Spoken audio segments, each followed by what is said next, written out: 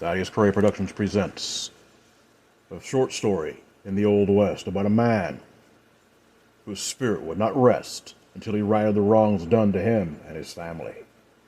I present to you a story of a man whose determination led him beyond the gates of death to come back and right the wrongs that had been done to him. I present to you, my friends, the Gunman. The man known as Nedry Barlow had done many things. He had murdered women, children, men. It mattered little to him.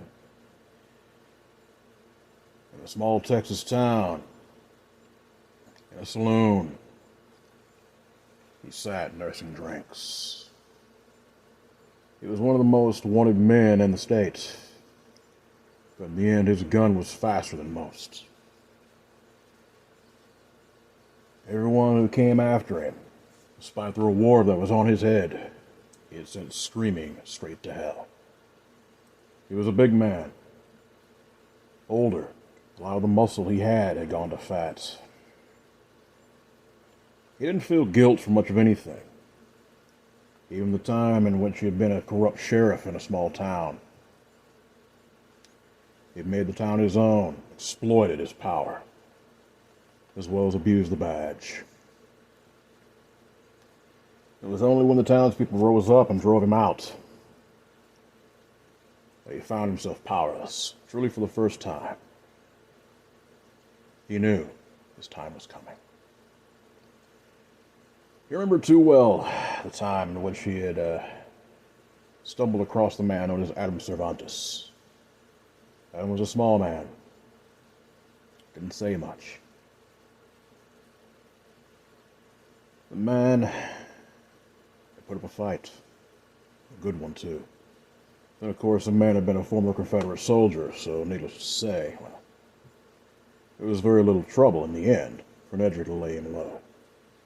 He had his fun with the wife. He put 2 bullets in the son's head without even an issue. But he remembered one thing. The wife whom he had killed, her name had been Marion, and she told him, "I will see you in hell. I want you to know that." He simply laughed and slit her throat with a bowie knife and left her there to rot. The woman had obviously been injured, so in the end, whatever. Those people were backwoods savages anyway. The bartender came up to him and said, "Hey man, partner, you've drank up your tab. One more. Is that too much to freaking ask?" "Fair enough. The way you're acting like a dead man walking. Why is that?" Nedry smirked. "We all gotta die sometime. Maybe you before me, or otherwise." The bartender didn't cave to the threat. He chuckled lightly. "Well, gotta go ahead and let you know, this is it. You gonna go ahead and pay for staying the night, or what?" "Yeah, of course." He threw some coin on the table. The man nodded and took it. "Upstairs to the left. It's the only one room available. Take it or leave it." "Not a problem," Nedry said. He finished the last of his whiskey, and he went upstairs. He looked in the mirror, smirked. He had done so many things. He didn't regret it. His mama had told him he'd been born without a soul, and maybe that was the truth. He didn't know. Yet in the end, well, maybe it didn't matter. She had possibly been the one person, the only one person in which he had ever loved.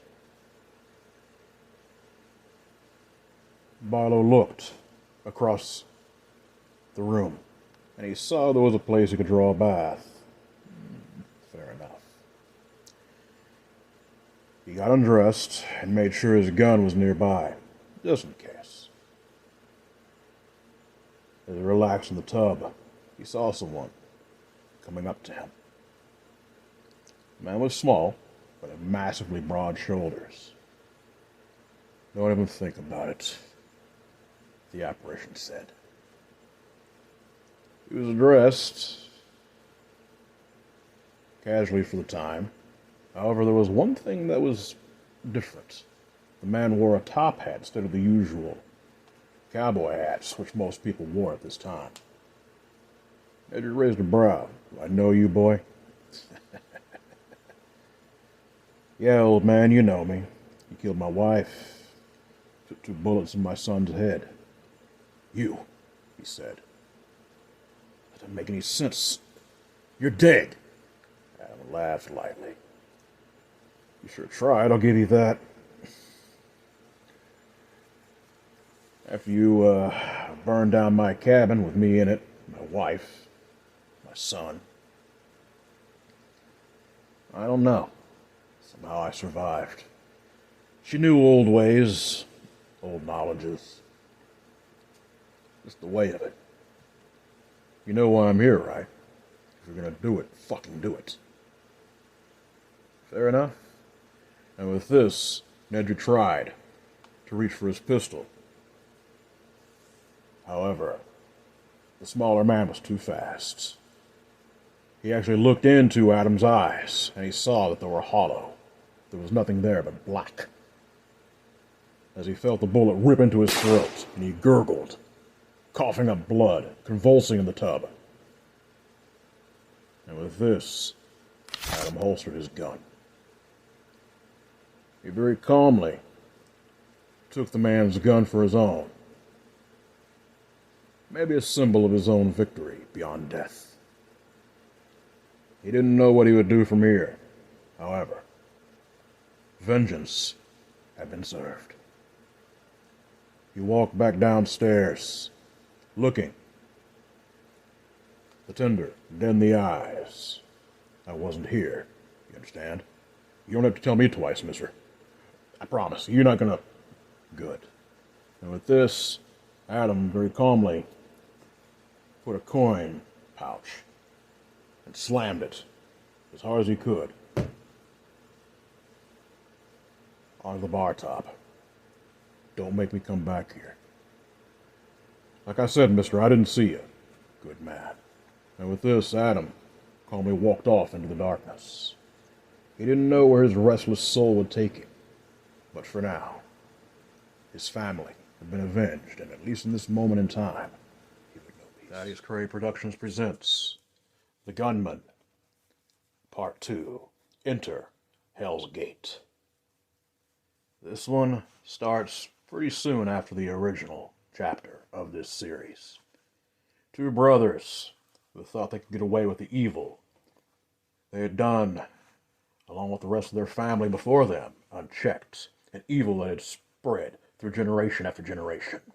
They being the only 2 left.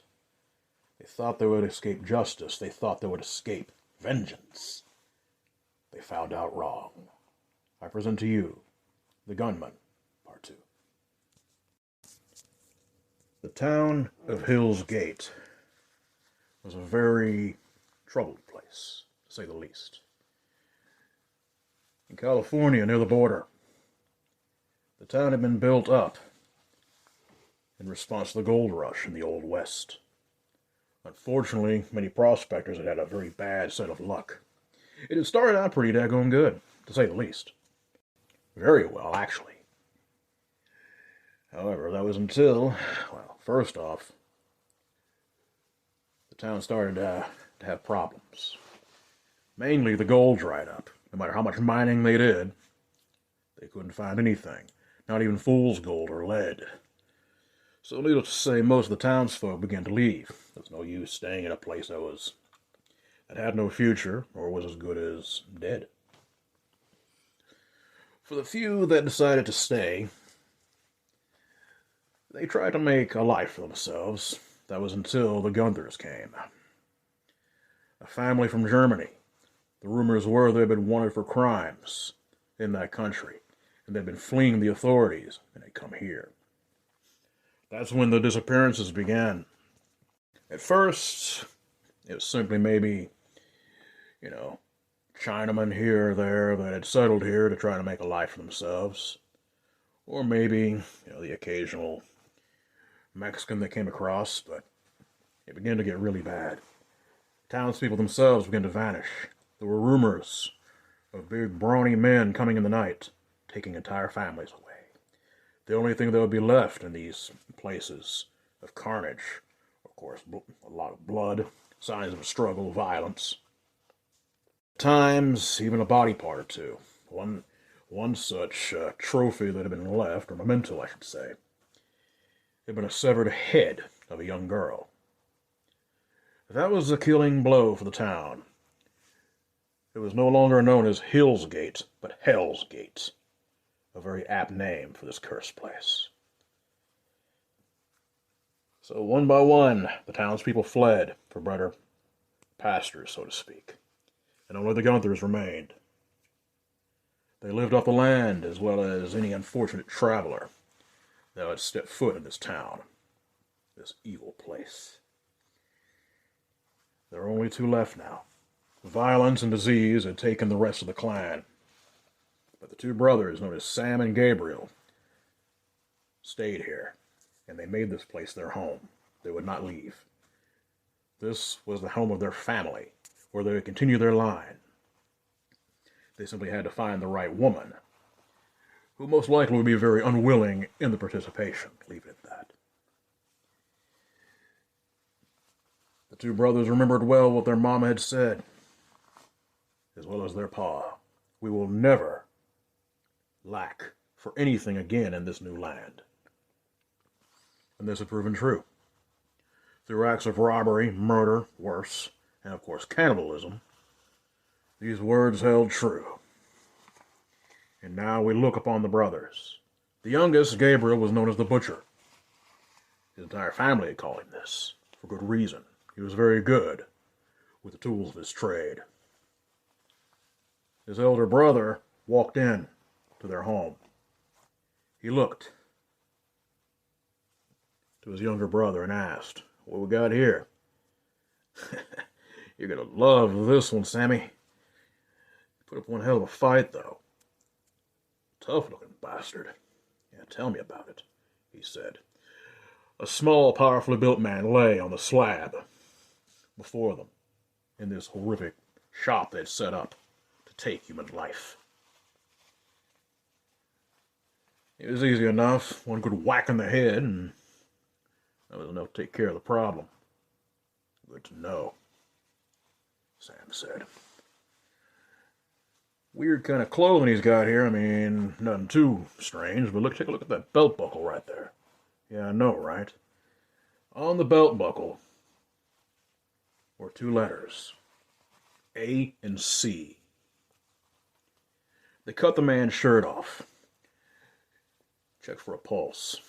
"Well, I think I got him." "Fair enough.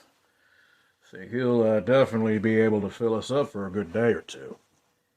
What about that girl, Annie?" She was a good screamer, but wasn't able to do much." "You fucking killed her, that's what you're saying?" "What do you expect me to do? I was bored."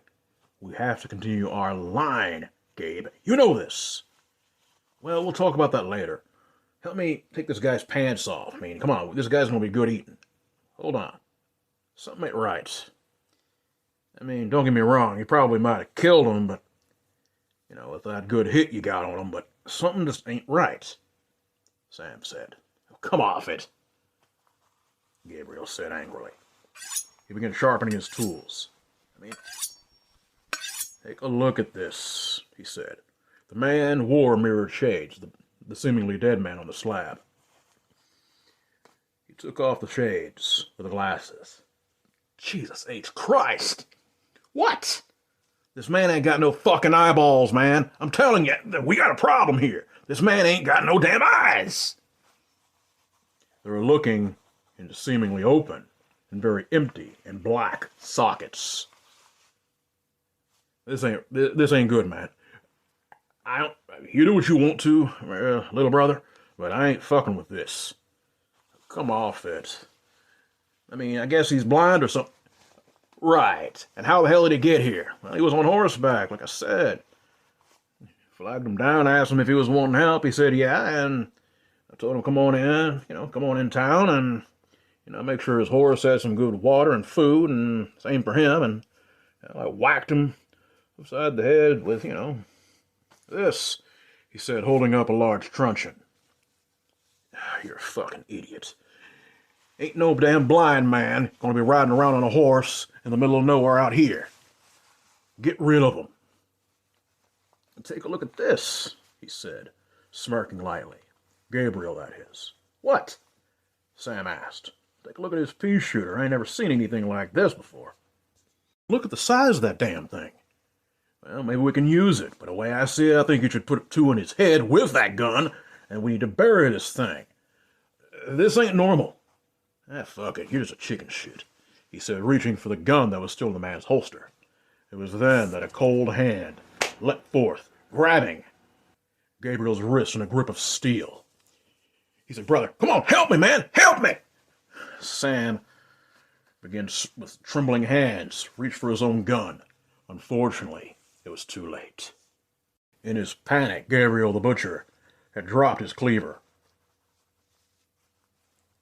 The eyeless man caught it, and with a vicious slash through the air, he threw the cleaver straight into Sam's throat. The man gurgled, and at this moment he had been able to pull his own gun. He fired it, literally missing his target as he clawed at his throat, and then fell, bleeding out, dying within a matter of seconds. Gabriel screamed in horror and pain as the man known as Adam Cervantes shot him point blank with that pistol which had been nearly taken away from him by Gabriel's hand in the guts. The man fell on his behind, looking to the massive hole in his stomach. What the? Her name was Annie. That's right. I heard her calling to me in this damn town. Both of you. The two of you enjoyed her, didn't you? You spent a long time with her. Well, guess what? Her soul called to me. And that's why I'm here. It's pretty easy enough to trick you two idiots. How many people have you killed here? At least 2, 3 dozen, if not more. I have to tell you this, my friend. Your filthy clan dies tonight. Go to hell. Gabriel tried to answer back as bravely as he could, but he failed, coughing up more blood as he felt his life slowly begin to fade as he looked into the man's hollow, black eyes. Adam Cervantes smirked. Don't worry. You'll be seeing your parents in hell soon enough, I promise you. That's where they are. I sense them there, screaming, burning. I promise you, they'll be the guide to take you by the hands, both of you. And with this, Gabriel tried to spit at the man's feet, but he was too weak. He choked on his own blood, and he died. Adam very calmly holstered his gun. He looked in disgust to the two corpses. He very calmly looked around. He found the kerosene. It was easy enough. He poured it over both bodies. But there was something else he had to do first. He walked down into their basement, and he saw her. And with this, he could actually see her spirit. Are you the man come to take me home, mister? Adam smiled sadly, and he nodded. The ethereal presence of the young girl, woman actually, smiled lightly, and with this Adam spoke. It's okay. The light's calling to you. You can go, be with those you love. I've taken care of the bad men. They won't be coming back. The apparition smiled softly and vanished. Of course, there lay the corpse of the woman. Adam very calmly picked her up. He made sure he buried her as best he could. And with this, he burned that horrible place to the ground, the entire town, aptly named Hell's Gate. And with this, he got on his horse and rode off. Once more, vengeance had been served, and the Gunther clan had faced the wrath of the Gunman. Thaddeus Cray Productions presents The Gunman, Orphan's Vengeance. Come with me, dear listener, down the path taken of two orphan children who are ruthlessly bullied in a small town. The blood of their parents calls from the grave, as does these children's suffering. There is only one that can set things right and lay the tormented to rest, as well as end the terror of the guilty. That is the man of the hollow eyes, the gunman, Adam Cervantes. Randall Flanagan felt his jaw damn near break as he fell on his ass. A slightly smaller boy looked down at him, his fist clenched. I told you, don't talk about my sister like that. Why don't you just leave us alone? Randall stood up. The bully himself was a big brute of a kid, but obviously Tommy here could fight a little bit better. The kid's sister stood behind him. She could have been older than 7. Tommy, I'm scared. It's all right. You think that's the case? I didn't come alone, Randall said, smirking as 3 or 4 more boys came out from the shadows of the alley. Tommy realized he was going to get his ass whooped, but he wasn't going to give up. Why can't you just leave us alone? Simple, you're not welcome here. None of us asked for you. Why don't you just go away, go back to whatever the hell you came from? Because we have nowhere else to go. Why can't you understand that? Fair enough, but I don't think it's going to matter by the time we're done with you. Kevin. All right, Randy. And with this, the boys begin to close in on the 2 siblings, as at that moment, another man came from the shadows of the alley. And Kevin found himself literally grabbed by the ear and lifted off the ground, and a boot slammed real hard into his behind as he was sent flying to land on his face, close to 3 feet away. Randy, I think we have a problem. The hell are you, mister? He said, looking to a man who wore mirrored shades and a top hat. Why, who am I? I'll tell you who I am. I'm the man that's going to tan every last one of your goddamn hides if you don't clear up out of here. Kevin stood up, spitting blood from injured lips. Now, look, mister, I ain't want nothing to do with any of this, all right? I'm out of here. The other 3 boys didn't even look back as they themselves got the hell out of Dodge. Randall, however, stayed. All right, boy. Give me the count of 3. And then I'm going to get a hold of you. I'm going to tan your hide so freaking hard that you won't be able to sit down for 10 years. 1. All right. They're the ones that started it anyway, Randall said as he ran off into the darkness. Tommy narrowed his eyes. We didn't need no help, mister. The man smirked lightly beneath his shades. He took off his top hat and scratched the top of his head, running his hand through dark locks of brown hair. He put the hat back on. I believe normally that'd be the case. You're the kind of kid that don't take much shit from anybody. You might be the reason I'm here, as a matter of fact. What do you mean by that? Adam shrugged broad shoulders as he leaned against the wall, stroking his chin in thought. I'm the kind of guy that tends to wind up in trouble whether he wants to or not. Call it, something I didn't exactly choose to have happen to me, but it did. I sense a lot of pain from both of you. Now, if it ain't my business, I'll respect that, and I'll just get a couple of drinks at this here saloon, and I'll move on my way. It's just a hunch. What's your name, mister? Adam Cervantes at your service, he said, smirking lightly, bowing gently.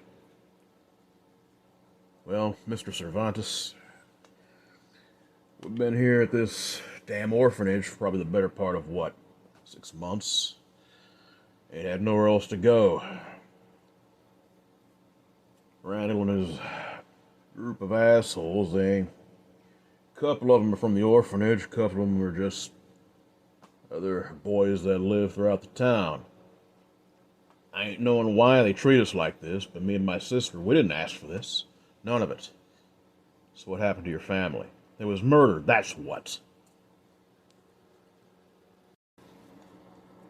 After a very tense moment, the man narrowed his eyes from behind the shades that he wore. And with this, he asked very calmly, "Never catch who did it?" Hell no.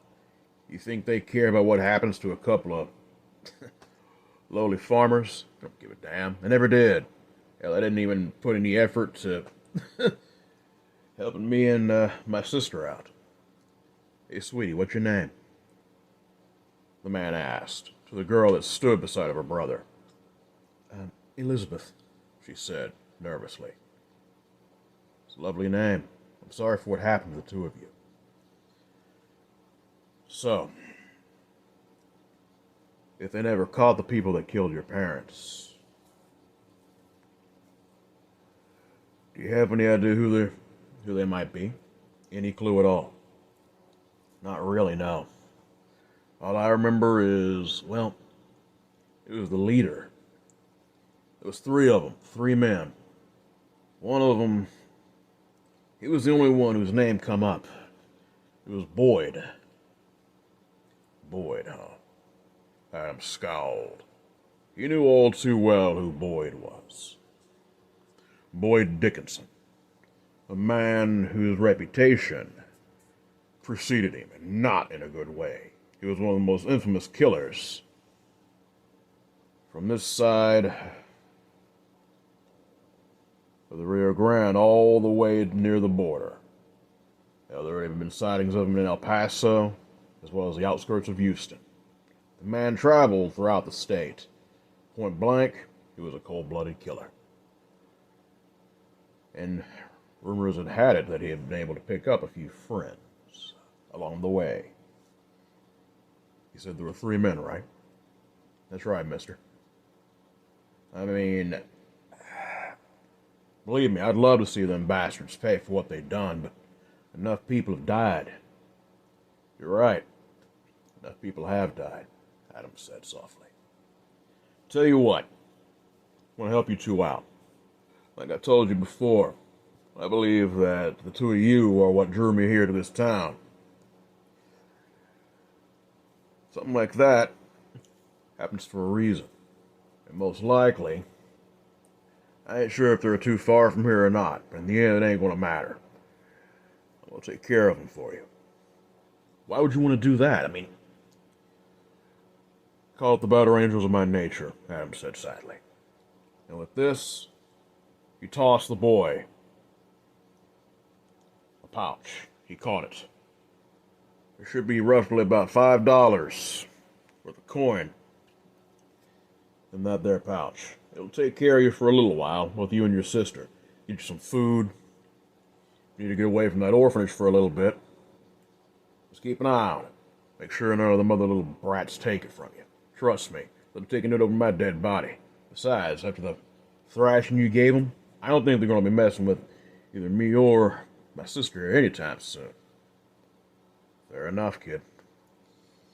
I ain't sure how long this is going to take me, but you don't have to worry about paying me. Like I said, it's actually more your sister that called out to me than you. But in the end, it's people like you that give me a purpose. You'll be hearing from me soon enough. And with this, the man walked away into the darkness. 6 months passed. And while it took Adam time to track the soul of the first man, in whom had been involved in this horrific crime, of murdering two children's parents. That was the thing. He could not pick up the reason. He could simply track the soul itself of the guilty parties involved. The first one whom he found was not the leader, despite what one might think. It would be best to go after the head of the snake before, you cut the head off the body. This was different. Adam knew that he needed answers more than anything else, because, of course, those two children had been traumatized. There was no way in hell they were really going to understand how to answer his questions. So tracking the soul of this man. It took him time, as I said, many months, until finally he come down to this here part of Louisiana, the swamps. The man himself had hidden out in a small parish, so it was easy enough for him to avoid detection. Unfortunately, a few things he had left. One had been a woman he had beaten so badly that, well, she had committed suicide because no man would want to get a hold of her due to her looks. That in itself had given Adam more reason to find this man. How the hell the fella could even survive in this day and age, especially with the way such activities were frowned on, even Adam himself couldn't understand. But then, of course, during his mortal life, he had fought in a war. A war that he did not like, but he knew had to be taken care of. That was a civil war. So he had seen his own fair share of death. Long before he had married his wife. But that was neither here nor there. In a way, Marion, his wife, was one of the reasons that he was doing what he did. He had willingly embraced the undeath when it had brought him back from the grave. It gave him purpose. It helped him focus, as well as push away the grief which he felt when Nedry from Chapter 1 had done what he had done to the man. Flynn was easy enough to find. The man never shut up. Ever. Suffice to say, he was sitting in the saloon, just talking. Yeah, that's right. I'm telling you, man, she loved me. I mean, she really freaking loved me. I mean, she couldn't get enough of me. Yeah, this is good enough, Flynn. Come on, you had enough to drink. Oh, come on, one more. That's it. You done drunk enough. I mean, you're talking way too damn much, even for me. And believe me, I can't shut up at times, the tender growled at him. You ain't got to worry about that, Adam said softly. Who the hell are you? Flynn asked angrily. Well, I'll tell you who I am. Oh, me? I'm no one much. I'm just a man who is looking for a few answers. Looking out for a couple of people, Nothing too serious. Maybe we can have a chat. Hell, I might even give you a drink or two. For your time, if you're willing. Hell yeah! What you got? The tender looked nervously to Adam. The small man shook his head. And with this, the tender nodded slowly and got back to doing what he was doing, polishing glasses and paying attention to the other men in the bar. Fair enough. And with this, Adam spoke softly. What do you want? Anything. Just a little Tennessee whiskey. How about that? Not bad. I got your back. Go ahead and pour around for my man here, Adam said. His voice very easily understood, and brooking no argument. The tender nodded. Ain't gonna come cheap, especially after the mess that he's been causing. I understand that. Besides, you're not gonna need to worry about much of anything after the time I'm done talking with him. All right. And with this, Flynn was given the glass. And with this, the man very eagerly drank his alcohol, slamming the mug down. That's all you're going to get from me until you start answering some questions. All right, fair enough, the man said, quite drunk by this point. We're two kids. You and a couple of your buddies. They come across them. Actually, more like their parents. From what I heard, you had your fun with the woman. Took your time with her. The man tried to intervene. He blew his brains out. Last time I checked, it was you that pulled the trigger. Now, I understand why animals like you do the things they do. Hell, maybe there was a time that I was an animal just like you, before my rebirth. But it ain't mattering too much. I want to know who your friends are. Go ahead, enjoy another drink if you want. It's going to be the last one you're ever going to have. And with this, Flynn sobered up really fast. Guess what, shrimp? I don't care who the hell you think you are. I ain't selling out my buddies. Matter of fact, I'm sending your scrawny ass right here and now straight to hell. Before he even had a chance to pull his gun from the leather, a knife found its way into the man's chest. He coughed up blood, gurgling, as the gun never even had a chance to be fired. Adam very calmly caught the man before he fell out of his chair, laying him down on the ground. A couple of men stepped in, possibly to intervene, but Adam spoke very gently. You boys even think about staking one more step closer, I kill you both. And don't think I won't. Mister, you need to leave. I will, when I'm done getting the answers I'm after. Are we clear? Are we clear? The two men stepped back, because they had seen the look in his eyes.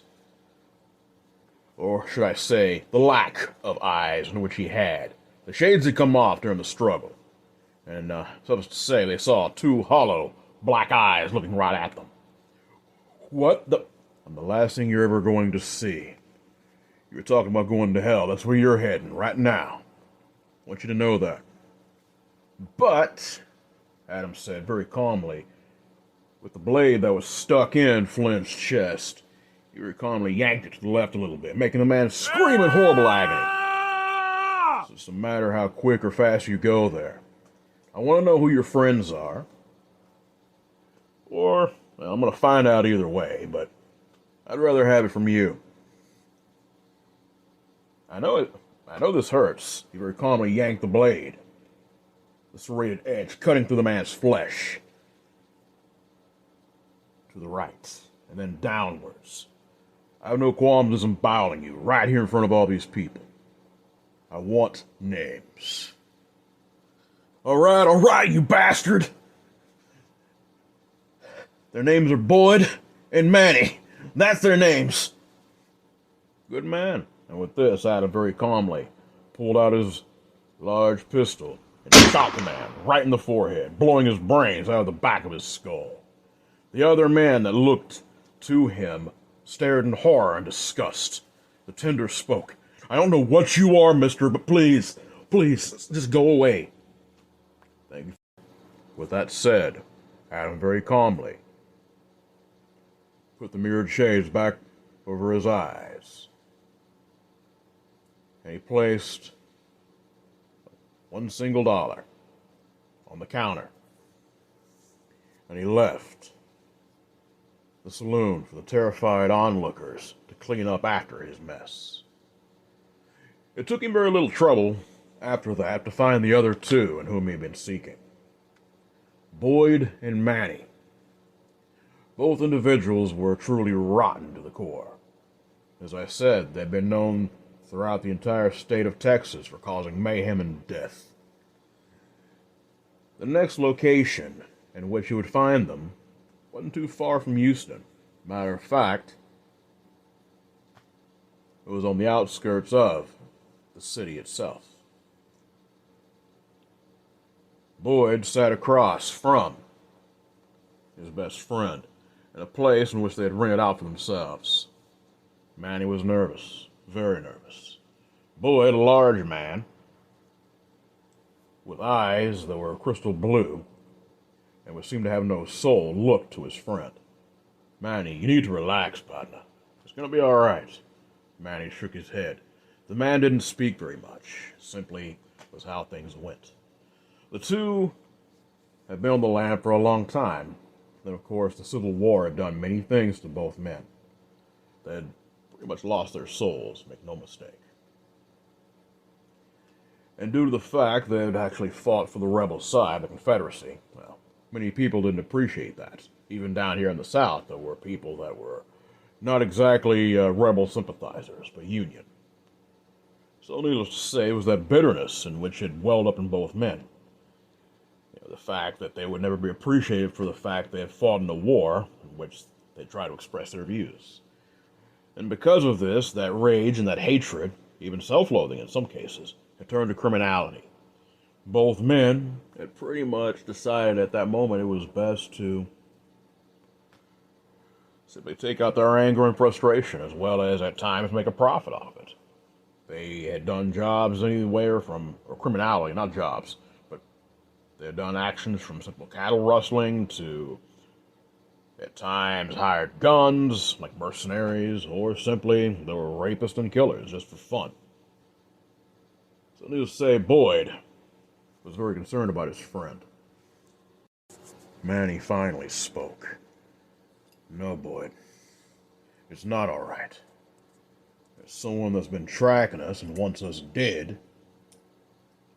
I think it's going to be happening sooner than later.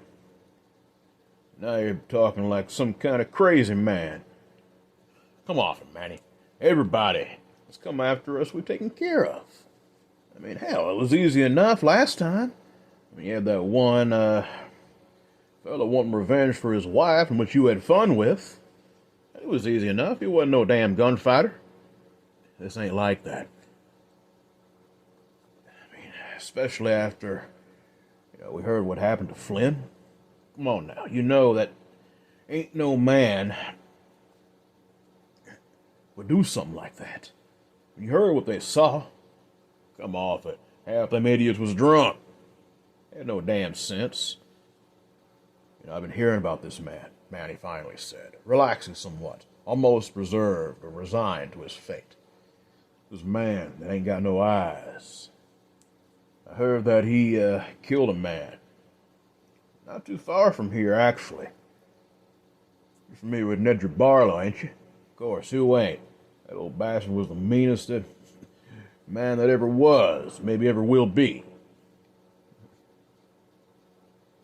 Why are you so shocked that he ended up dead like he did? Happens to the best of us at times. I ain't saying that our time ain't coming, but it ain't gonna be now. Well, guess what? The man that supposedly killed him had no eyes. He wore them weird glasses, just like the man them folks saw which killed Flynn. Flynn never knew when to shut up. I'm pretty sure that's what happened to him. He opened his mouth, pissed some fella off. They pumped him full of lead. Look, was drunk. Besides, he never was much of a gunfighter.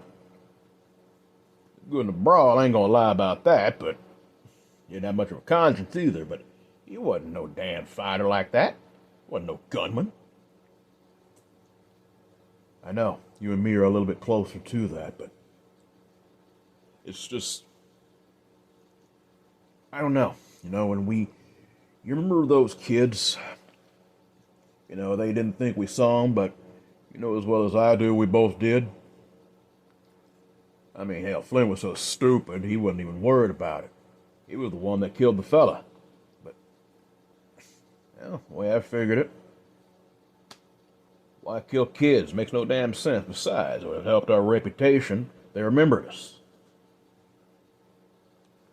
I'm thinking that maybe them brats sent this man after us, is what I'm thinking. Come off it. How the hell could any kid, much less a fucking orphan, or the child of a freaking farmer, afford the kind of coin for a bounty hunter after us, or any kind of gunfighter? That's stupid. It was at that moment that gunfire did erupt, and Manny's throat erupted as a massive hole appeared as if from nowhere, and blood sprayed everywhere, coating Boyd with its crimson essence. And he gurgled, coughing, clawing at his throat, as he then fell and bled out and died. Boyd looked to the small man whom had just stepped in to their home. Who or what the fuck are you? Adam's gun was out. You would think about reaching for your leather. I kill you. You're gonna kill me anyway. You didn't even give Manny a fucking chance, you coward. I love it, Adam said. Yes, maybe I am in some ways, but only a true sack of garbage, goes around killing kids' parents right in front of those two children. And then what did you do? Just left them there. I didn't care if they lived or died. I ain't gonna go around killing no kids. But what you did was even worse. You killed the only people they loved right in front of them. So what? Hell, it's the way of things around here. It's always been the way it's been. I see. I recognize the jacket you're wearing and your hat. We both fought for the same side. I want you to know that, Adams said, chuckling grimly. And with this, he very calmly took off his shades. What the? I don't know what I am. But I was a different man before I became this thing that you're seeing, I'll give you that. Maybe it's what changed the way I view things, but I'll be honest with you. Even when I fought in the war, I never raped women, and I never orphaned children. It's just something I never did. You know, we all had to face things. We all had to face backlash for that fucking war. So many people died on both sides. And in the end, I don't even care who won. I just wish it could have been stopped to begin with. People's views of human rights, all that stuff. That damn war wasn't too civil, was it? For neither of us. Then you know exactly what it was like. Yes, that doesn't give you a pass to be a monster. Before Boyd could even reply, Adam's gun barked in his hand. The mystical elements surrounding the bullets in which he fired from that gun created the result of what I'm going to describe. The bullet entered Boyd's chest. However, an exit wound the size of roughly 2 pot pies blew out the lungs, as well as part of the spine of the man who he shot. The man didn't even have a chance to respond. He simply fell out of where he was sitting to the floor, dead. Adam felt his soul begin to leave his body. And with this, he narrowed his hollow, non-existent eyes to see in which he knew he was seeing. The man's soul, both him and Manny's, floated out of their bodies. They were begging an unseen force for mercy, as suddenly, entities made of pure shadow came from the darkness, grabbing both men, taking them struggling. Think of that scene in Ghost where the bad guys of what happened to them, and then those demons drag them, I guess, to hell.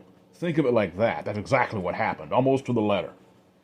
Adam stepped back in horror and shock. He had seen this more than once, but it always had an effect on him. He knew why he had to do what must be done. That doesn't mean he took joy from it. And it was at that moment that he saw 2 other forms appear. Their spirits had a blue hue to them. It was a man and a woman. They didn't speak. They simply stood there. Adam recognized from their features, as well as his photographic memory, remembering that of Thomas and Elizabeth, those 2 children, in which he was doing this for. He knew at that moment that he was looking at their parents. Thank you, the man said. And with this, the 2 faded, as Adam spoke softly. Go on. It's all right. You should find peace now. The woman simply smiled softly as they both walked into the light. Adam felt tired, exhausted. But he had one more thing to do. In the year, or slightly longer in which it passed, Thomas Madison had grown quite a bit. He was now 13, soon to be 14. However, he had grown physically, as well as emotionally and mentally, during that period of time. For one, that man's intervention had definitely put a stamp of protection on both him and his sister. No one else even looked at him wrong, except for a couple of times. But then in the end, Thomas had always been pretty good with his fists, so it was easy enough to change people's minds. And due to the fact that he was not really one to shirk away from any responsibility or chore that was given to him without hesitation, it had put him in a slight position of an advantage in the orphanage. He now oversaw the well-being of the other children. This, in turn, ensured that he got slightly extra food, and of course he made sure his sister got the same thing, as well as decent treatment. And due to his ability to make sure that things ran very smoothly in this place, life was improving. It was actually in communication with, I guess you could call her the matron or the mother that ran this place. He would be set for a long time, even after he left this place.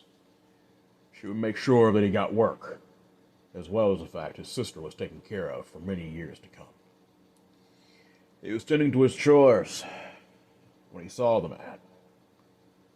Thomas, by now, had, like I said, he had grown physically quite a bit. He was already very near 6 foot. The man who approached, he towered over, because Adam was not a big man, as we already know.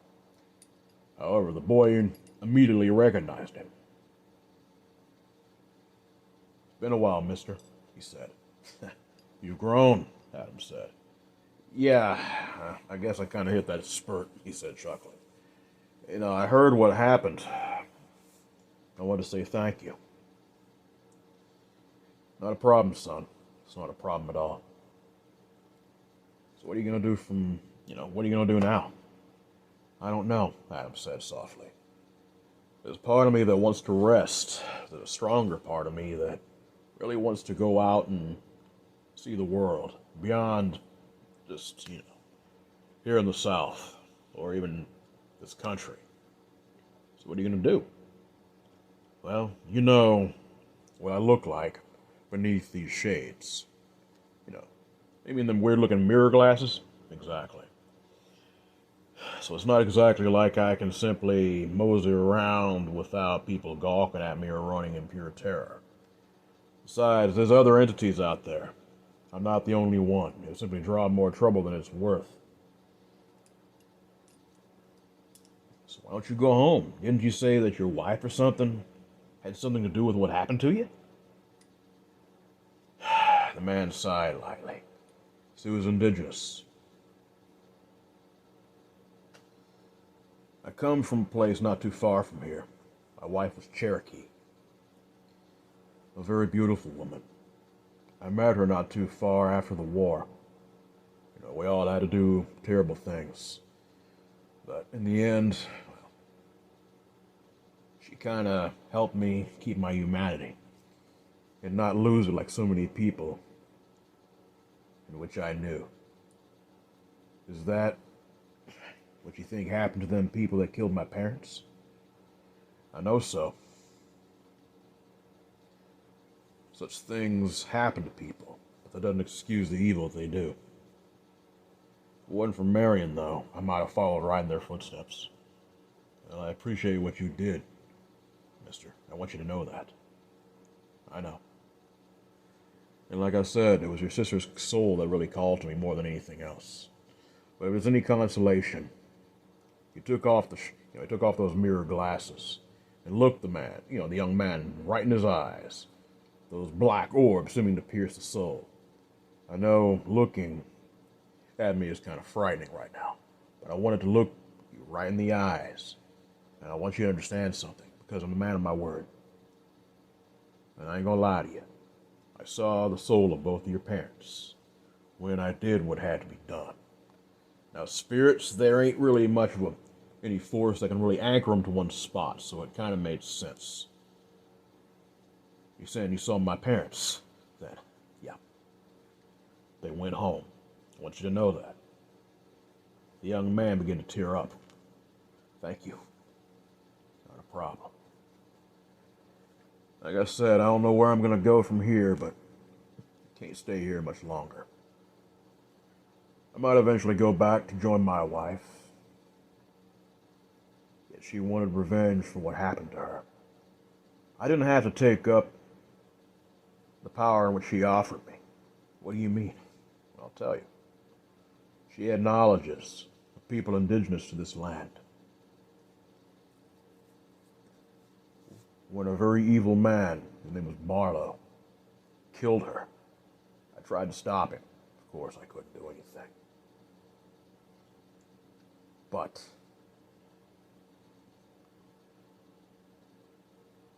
I do know this. My spirit talked with that of the woman who was to be my wife.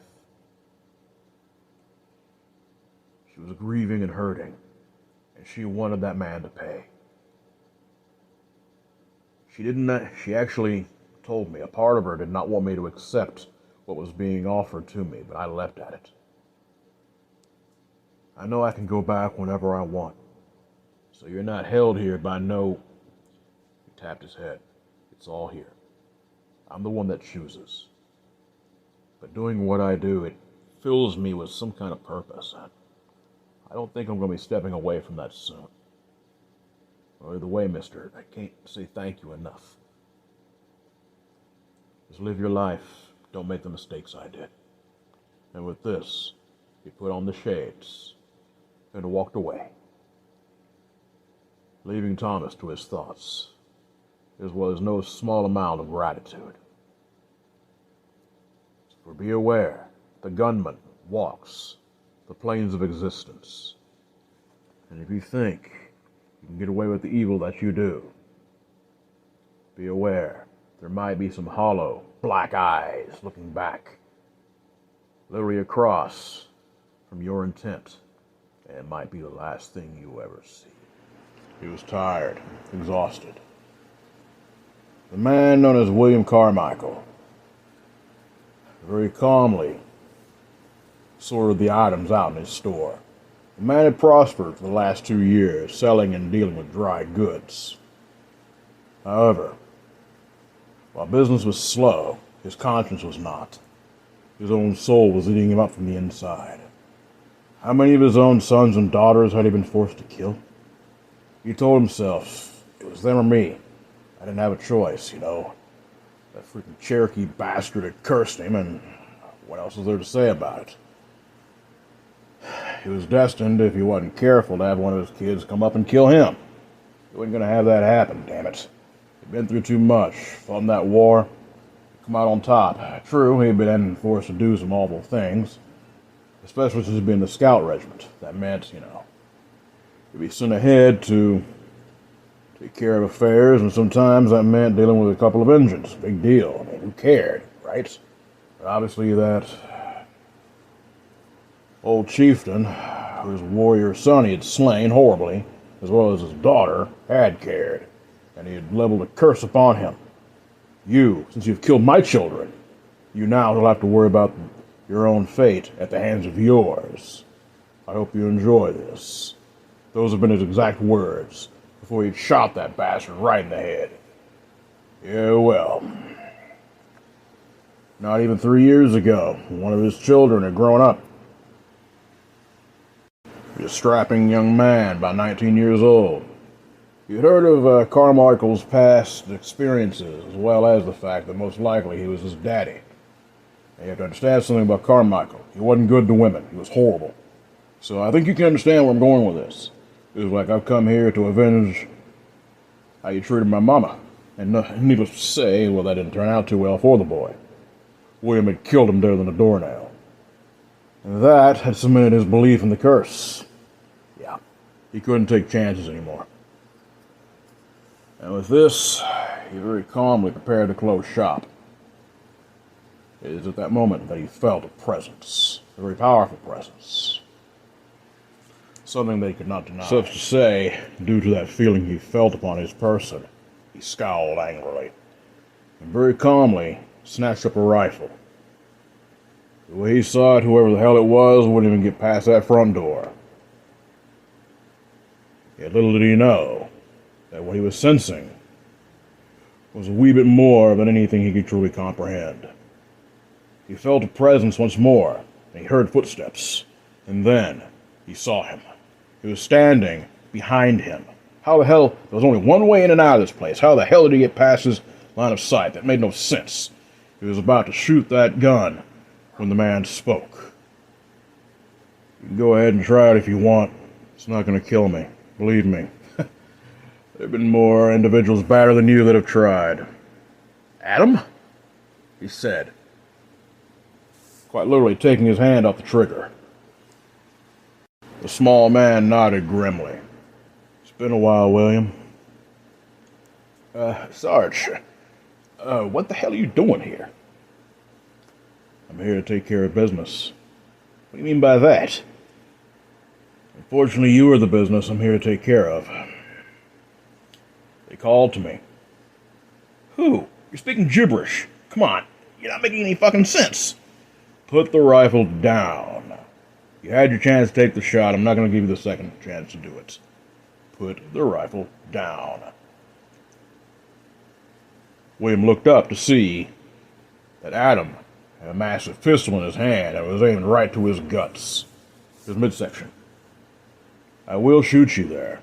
I know for a fact. Kind of sucks. Believe me, I've had it happen to me more than once. It doesn't kill me, but it hurts like a bitch. And I promise you, you're not going to have the same guarantee that I do to survive it. Put the fucking rifle down. The man dropped it to the floor. Smart man. I heard you were dead.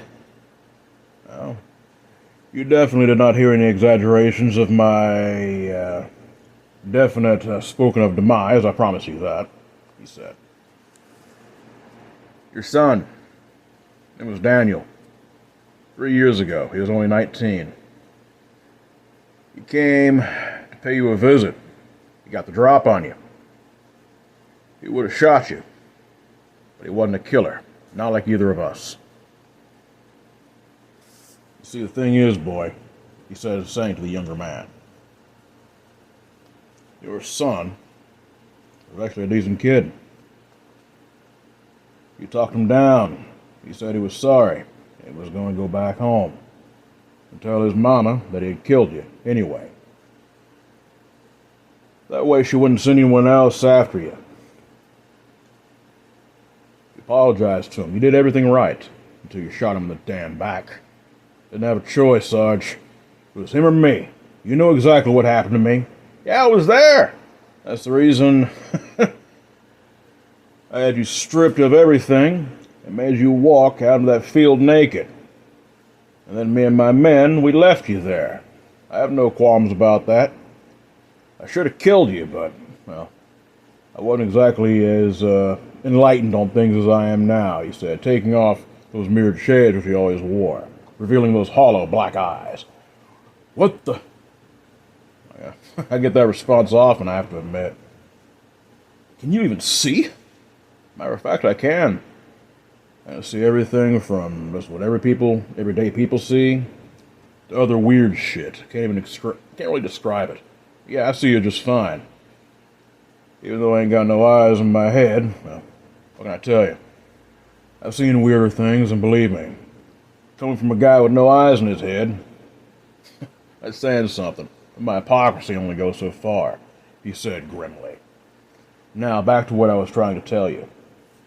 You killed a man. Those fucking engines, who cares? I repeat, you killed a man and a woman. They were the son and the daughter of an old chieftain, a man who I respected. Grey Horse was nothing but respectful to everybody. He simply desired him and his left alone, but you couldn't really go through that.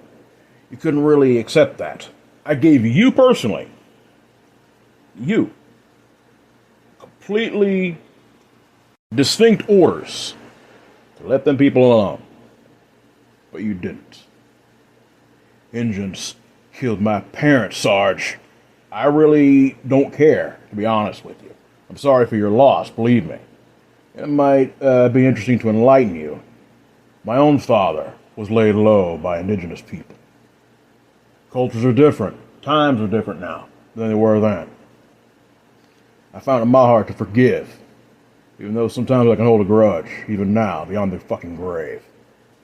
The fact is, Will, You killed a bunch of innocent people, and that's why I had your butt stripped and abandoned. I ain't never forgiven you for that, and I don't care if you did or not. Besides, that's not why I'm here. We both did terrible things. Trust me, I get it. But I never, ever did what you did. You want to know why I quit the Confederacy? Why don't you enlighten me? Will said mockingly, taunting the man. Adam sighed lightly and shot the man in the leg without even a blink. The man screamed and fell on his ass, grabbing his leg. His blood spurted from the wound. I don't take kindly to being mocked, asshole. Number one. Number two. Like I said, I was forced to do things I didn't enjoy during that period of time. Or, actually, I chose to. My entire family. You'd think that with my last name, Cervantes, that we're Mexican. Obviously, as you can see. I'm as gringo as green gold gets. Came here with the conquistadors. Matter of fact, my great-great-grandfather, maybe even more greater than that, was a conquistador. He was a troubled man. And of course, like the others, he did terrible things. Horrible things to the indigenous folk that lived in the area. Of course, as you know as well as I do, the Spaniards, they wiped out millions of people. It wasn't just the Black Plague, which they kind of, at times, brought with them. That wasn't really what killed them. There wasn't too much of that going on. It was more, how can I say this, smallpox, if I remember correctly. And of course, what the diseases didn't do, our guns and swords did the rest. The man shook his head in disgust. However, old man Cervantes, he got lost during a raid one of them days, deep in them jungles. He was afraid he was going to be eaten alive by some big cat or other predator, or hell, better yet, or worse yet, I should say, hunted down by some of the natives and justifiably murdered himself. He was found by natives, all right. They didn't kill him. For some reason, these people still thought of him as a god. Of course, you know, the way they dressed and the color of his skin makes sense, unfortunately. However, he was filled with guilt. They helped him get back home. Well, not home, but back to his settlement. They found his own people again, but he made a promise that day, because they saved his life, that where he could, of course he still had to do what he had to do, but where he could, he would help the indigenous people in this land, this country. Whether it be Mexico, or of course here, you know, in Texas. It ain't mattering too much. But he's always kept his word throughout the centuries, throughout the generations. It's been something that's been hammered into each one of us. Because if it was not for them, the engines, whatever you want to call them, if it wasn't for them, my line would not be here. So naturally, when I saw what she was doing, I couldn't let that slide. And then, well, rumor gets around quick. Wasn't sure if you'd survived or not. I was hoping you hadn't. See, I felt that boy's spirit calling to me, yeah. How the hell did you come back to life anyway? My wife, I guess. She wanted the bastard that had killed her and me dead. I'm pretty sure you remember Nedry, don't you? The old man? Of course. Who don't know about him? Oh, shit. You're the one that killed him. Simdale personally, and believe me, you're going to be joining him in about maybe 5 minutes. Don't worry about that. But in the end, people with power, especially knowledge of those old ways, you do them right, 9 times out of 10, they'll do you right. Even beyond the grave. But in the end, I'm kind of glad about that. What the hell do you mean by that? You're my last one. After I'm done dealing with you, I can go home. I had the choice all along, but in the end, I wanted to keep doing what I was doing. Take away a few more bad people from this world before I went back to where I belong. What do you mean? How many? Well, I've killed most of the individuals I served with. You see, that's what made me walk away from what I was doing. The way they treated the slaves. I come across a couple of my commanding officers. Saw one was treating a black man just because of the color of his skin and everything beyond that. I shot him in the throat and watched him bleed out. I freed the fellow he had captured. You gotta remember, a lot of slaves were trying to run away, join the Union. Couldn't say I blamed them.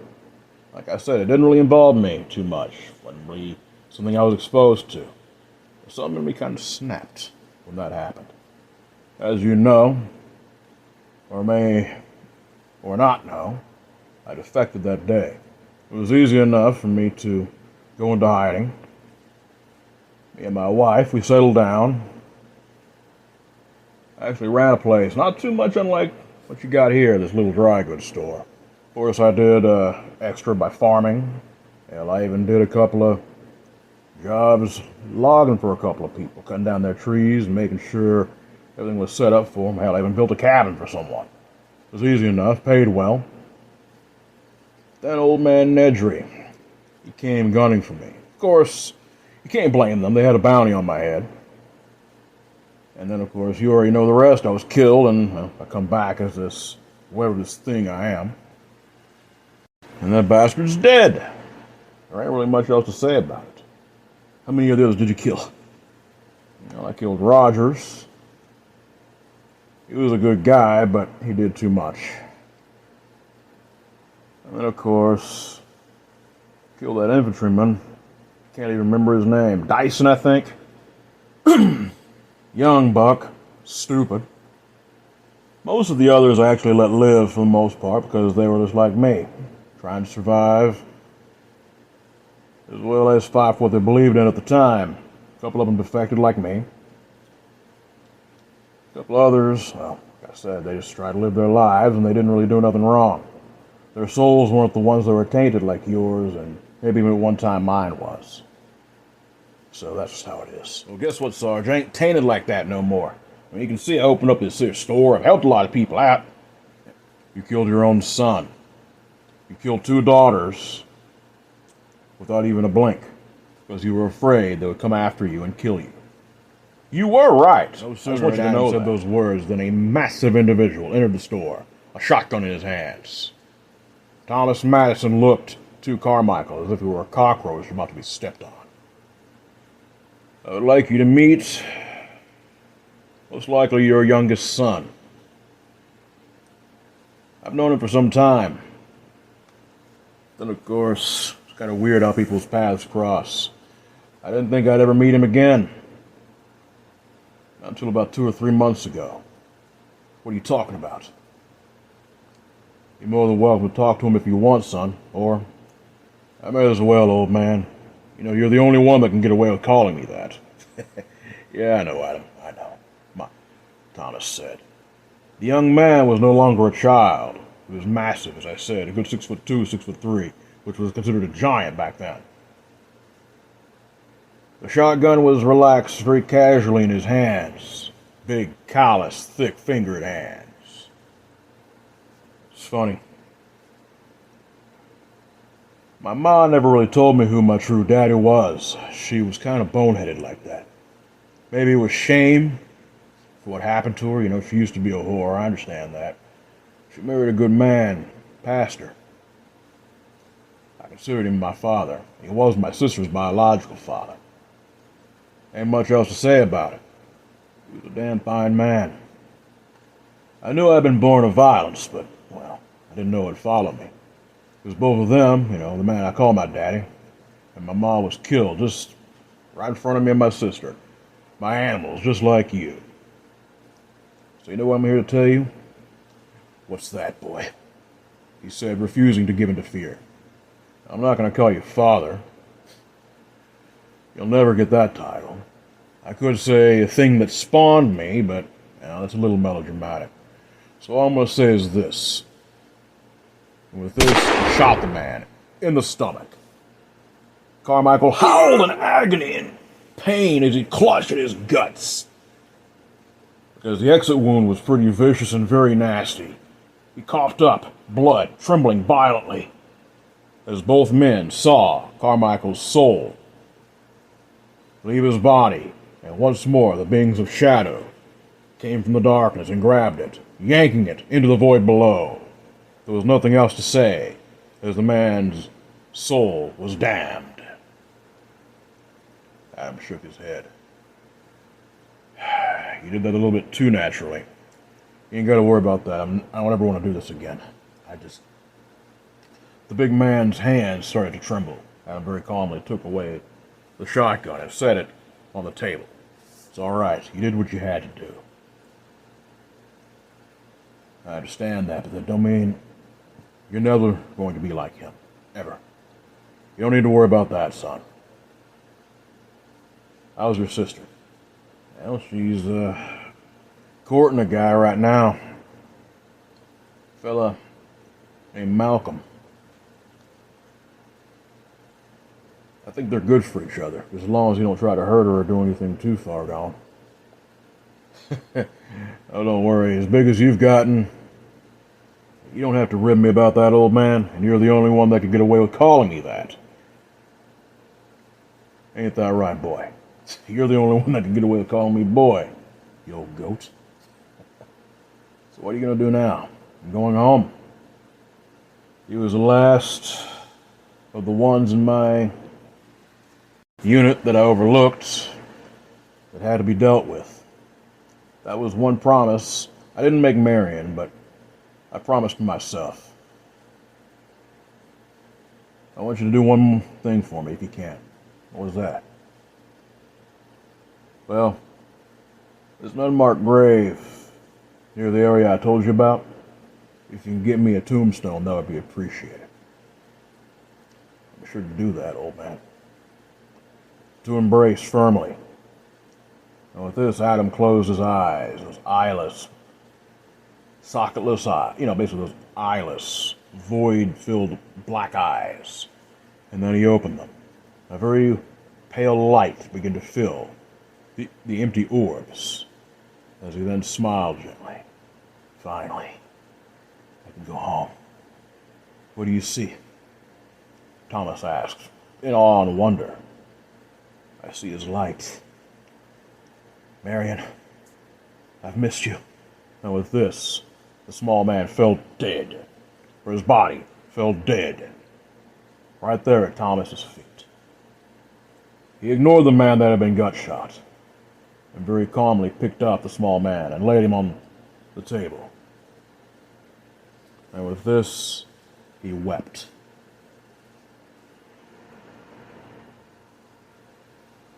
An old abandoned farmhood property. Hardly anything was left. The cabin had long been since burned to the ground, as well as any part of the farmland. It had all been set on fire. Nothing was pretty much of any value whatsoever. However, that didn't matter to the two individuals who stood over a tombstone. On the tombstone was written, Adam Cervantes, you will never be forgotten. So what do you think? Thomas asked Elizabeth, his kid's sister. Of course, by this time, she was well into her late teen years. It's beautiful. Took me every last bit of my money to actually have this thing built and have him buried. It's the least we owed him. Of course, that's not even what I'm trying to tell you. I was saying it was a lot of freaking trouble to have this done. But he would have done the same for us and then some, I'm going to miss him. I've only talked to him a couple of times, but what he did for us, Elizabeth said. I know. I didn't know he was willing to help me a second time. You get what I'm trying to say. When I found out, when I really found out, found my mom's journal, and you know what I'm trying to say. I still don't think you should have read it. Why are you saying that? It's what made you kill him. He had to be killed, Elizabeth. You know that. He would have raped and killed someone else or worse. I'm sorry. I know I should feel bad, but I don't. As long as you don't go around trying to kill nobody else, you'll be fine. I know. And with this, he very calmly pulled out a couple of roses.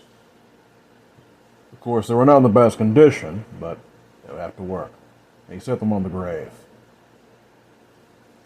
Thanks, old man. You gonna come back here anytime soon? I'm figuring once every few years. Besides, this right here, that ain't where he is. I saw him, you know. What do you mean? I'm gonna, like, heard him. He was talking to his wife. He said he was coming home. I think wherever he is, we're the least of his worries. It's always good to come back to pay respects. Now this, he grabbed his sister's hand. Come on. He wouldn't want us staying here. He would want us living, and that's what I plan on us continuing this to do. And thus ends the Gunman.